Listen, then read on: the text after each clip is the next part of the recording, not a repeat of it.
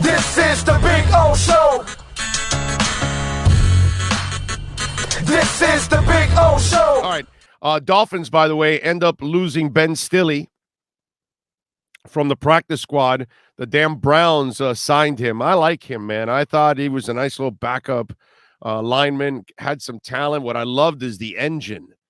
That motor was working the entire time with Ben Stille, man. And that was a nice little player that they were, stashing on the practice squad. And unfortunately, now the Browns get him. So that's depth there for Miami. That's somebody that they lose now. You wonder, does that open it up for a kicker? Or do they find another end since obviously the Agba injury? So bad news there on losing Stille because you never know. Listen, the Miami Dolphins, when I talk about Ben Stille now, the Miami Dolphins have turned into the Miami Heat, right? Do we not watch Summer League now? Hell, we went to cover Summer League on this platform. We're the only one locally that really went to go cover the Summer League, right? So we're there, right? And we're watching like 3 different players. The Orlando Robinson kid. We're watching, what's the name of the kid that came in right at the end in the last 2 games, Sean, that he's on the bench now. He's kind of a long, skinny guy, like a 6'7", 6'8" guy, really electric. I'm forgetting his ass, but what's happened, right? The Duncans of the world, the Caleb Martins of the world, all of that. Now, for years now, we're not overlooking whatever they're bringing in the Summer League because all of a sudden you're like, oh, yo, who's this guy? Who's that guy?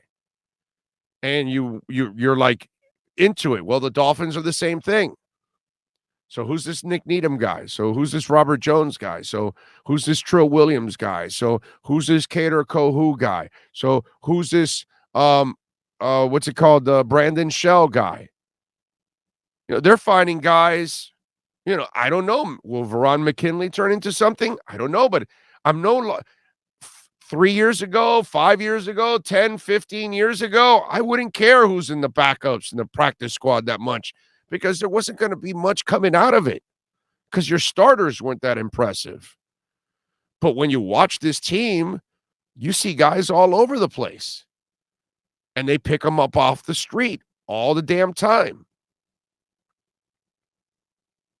So that's why I got to look at it and say, okay, you lost Ben Stille. It sucks. Most people would say, oh, who cares about a practice squad player? Well, my nose is itchy. And I'll say, well,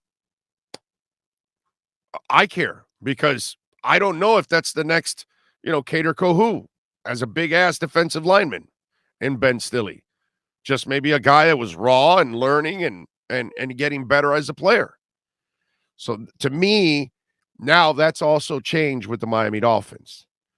It's like I kind of took it for granted because I could in the past. But now I really focus in on that. And the sad part is I'll go look and see what Ben Stille will do over the next couple of weeks for the Browns just to see if he actually produces. And then I'm pissed. Like, damn, dude, Dolphins lost a guy that could help them, with some depth. But it also gives you it makes you feel good, too, that your organization continues to win with all these injuries. They continue to find people off the street or make a trade or 2. And in the process, they're so good, even with all the injuries, people are still willing to steal stuff off their practice squad. That says a lot about the Dolphin front office now. That's how deep I look at that move by Ben Stille, where the average fan or maybe even talk show host will just overlook it and not really look at the layers of all of that. So there you go. A move and a loss for the Dolphins. And we'll see if it's a gain for the Browns, unfortunately.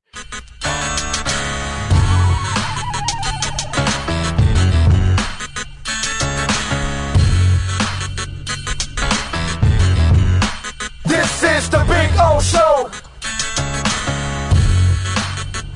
This is the Big O Show.